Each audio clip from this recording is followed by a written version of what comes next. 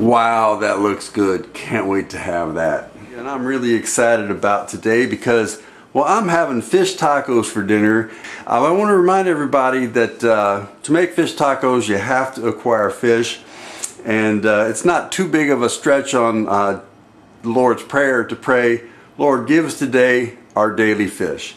James, in the book of the Bible, says you don't have because you don't ask. So the Lord has blessed us tremendously by praying for success in fishing. Another look in the good, good book. Don't let it pass you by. Let the Holy Spirit talk. Walk through the written word of Jesus. Then you'll love Jesus.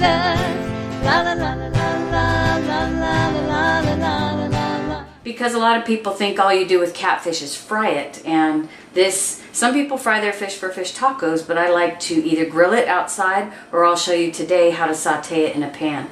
You'll notice I have many of my ingredients spread out here on the table, and I wanted to show you that there's really nothing fancy about it, that you can do this and it's very accessible. First, this is fish that we caught before, and so we've had it in the freezer. It's been cleaned nicely, you can see that, and that goes a long way toward good flavor. And a little bit of water in there, and it's been in the freezer now thawing, and that's what I'm going to use today to make our fish. It's equally good with fresh fish. Also going to make some fresh salsa. There's a couple of things we do that make dinner really good when it's fish tacos. A little extra effort just here and there makes the whole meal more special, and one of those is homemade salsa. You can do it all the way fresh as pico de gallo with fresh diced tomatoes. Today I'm going to use canned petite diced tomatoes that starts with no seasoning in it, and we'll add some cilantro, some jalapenos, some garlic, salt and pepper, some lime juice. I think that's about it. We are not a big onion family, so feel free to add onion to yours. And then alongside the tacos, of course, we'll have fresh shredded cheese, some lettuce, sour cream. I'll make some guacamole with these avocados. I put some red wine vinegar in the salsa as well, and there's different things you can do. If you don't have any, that's okay. You can put in some lemon or lime juice. You can put in some jalapeno juice if you're using jalapenos from a jar. These jalapenos are from a jar. You can use fresh jalapenos or some other hot pepper. If you like cayenne, you like Tabasco, that's fine. Just experiment and see what you like. What I do, whether I'm making fresh salsa or using these canned tomatoes, is pour them into a colander in the sink and let the extra water drain off so that the salsa isn't runny. What we're going to do with this catfish is saute it in a pan with vegetable oil and Tony's. And then when it's done, I'll flake it apart with a fork and squeeze fresh lime juice on it to finish. It's really that simple. I'm back after a few minutes having done some of the food prep here, but I haven't cooked the fish yet. I just wanted to point out a couple of things. We have the finished salsa here, the guacamole that I hand crushed because we like it a little chunky, the fresh shredded cheddar cheese. Of course you can buy it pre-shredded, but then it's kind of dry. So that's one thing that just a little effort makes that special touch. This is iceberg lettuce that's been cut thin for the tacos. And then I do cook my tortillas again. Even though tortillas are cooked, it makes a big difference. You can heat up the flour tortillas in a dry frying pan until they're brown on both sides, not stiff, but browned, and then cook the corn tortillas. These are white corn, but white or yellow corn tortillas in some vegetable oil. Just a little. I don't do the deep fry. A little vegetable oil, hot pan, both sides, just a few seconds each. I'm getting ready to cook this catfish now. This is the same frying pan that first, under dry heat, I cooked the tortillas. Then I added a little oil and cooked the corn tortillas. And now I'm going to cook the fish. You don't want to cook the tortillas after the fish. I also like to cook the fish last because it's really nice if it's hot and fresh. You know, if you order fajitas, for example, at a restaurant, you really want that to be hot and fresh coming out. Am I measuring? No, not really. I'm putting enough oil in here basically to coat the pan. This is a non-stick pan, so you might have to adapt that for your own. And it was still a bit warm from cooking the tortillas. You want to have your fish on the drier side. You can pat it dry or drain it for a while. If you put wet fish into hot oil, it's going to spatter a lot, which we don't want. So I'm going to cook them kind of like fillets here under medium-high heat. I put the heat on high at first, and I'll probably turn it down some as we go. That wasn't a super satisfying sizzle, but you know, so it is. We'll work on it for a while. It'll be fine. I'm going to go ahead and sprinkle some Tony's. That's all I use at this point. I've tried different things. You can try different things. But Tony's has all the things in it that we like. So, you know, why mess with it?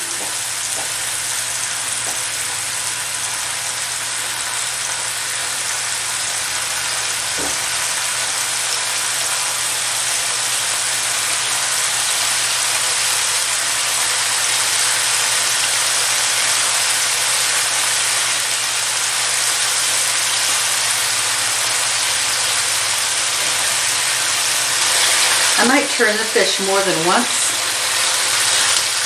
but I want to turn it now so I can get some seasoning on the other side. And you know, there might be real chefs out there cringing at this, but this is just how I get the flavor cooked in on both sides.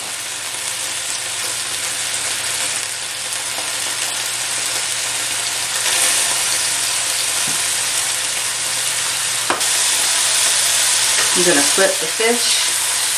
See, you're starting to get some nice browning on that side. That's kind of what we're looking for.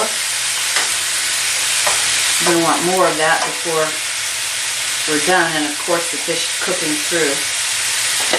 When it comes close to cooking through, it starts to flake more easily, and that's what I'm looking for.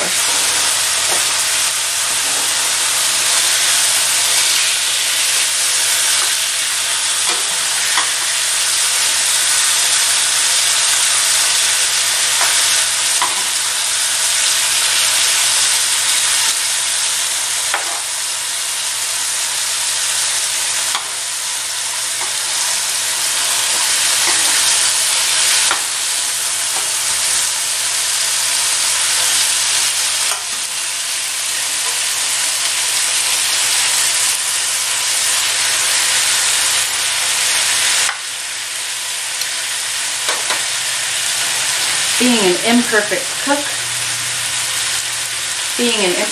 cook, these fish are not cooking the same, and I can see that the first two fillets here are really just the way I like them. So I'm going to go ahead and separate them with a fork and get those out of the pan while the last one finishes cooking.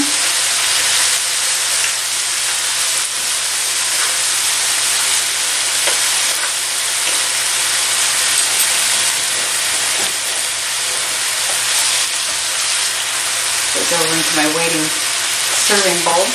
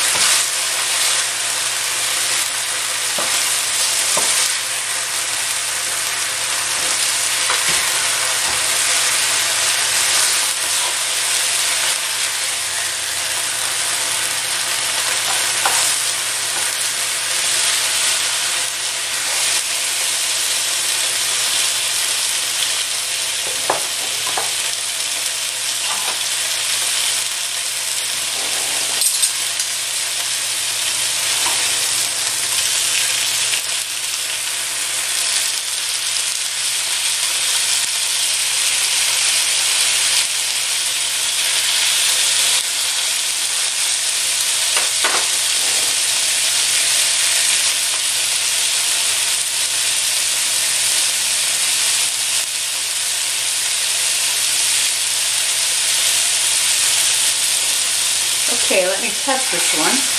There we go. It just needed a few more seconds. I'm not going to turn the heat off yet because I still have some more fillets to cook.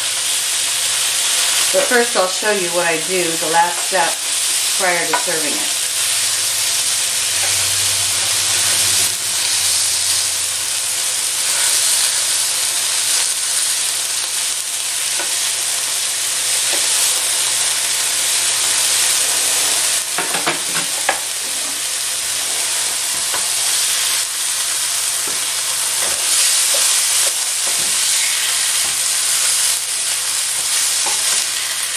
If I weren't on video, I'd probably just hold this over my serving bowl, right, and scoop it all in.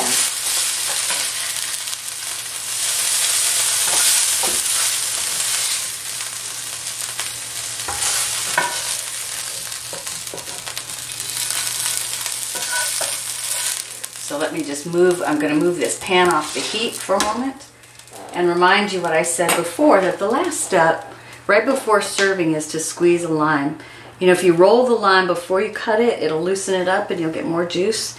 And you just squeeze that right over the fish. And that is another small thing that you can do that makes a big difference in the flavor. So I thought you'd like to see a taco put together.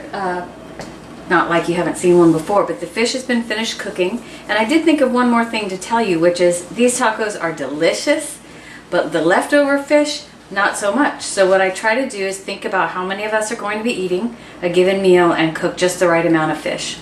If you cook this on the grill, you can do it pretty much the same way. I'd put a piece of aluminum foil if you have a fancy plate for your outdoor grill, but you don't want it falling through a grate. So a piece of aluminum foil is just fine. And otherwise, I do it the same way with a little oil and plenty of Tony's. I hope you enjoy this. Written in the Word is a good, good word. It's a message from our God. Gonna tell you all about how to get to the kingdom, the good life. Written in the Word is a good, good word. It's a message from our God. Gonna tell you all about how to get to the kingdom.